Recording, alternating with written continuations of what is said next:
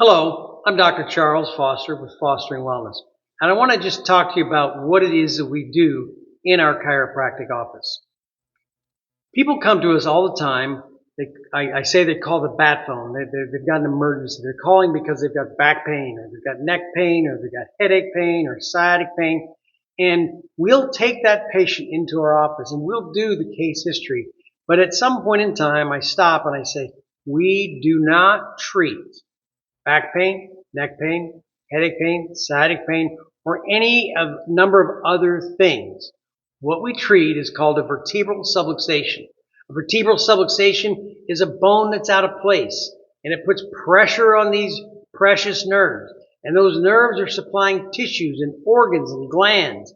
And when this nerve is irritated and it cannot communicate properly to those target organs, it's going to manifest itself as back pain or neck pain or headache pain or sciatic pain or indigestion or heartburn or acid reflux or irregular heartbeat or whatever.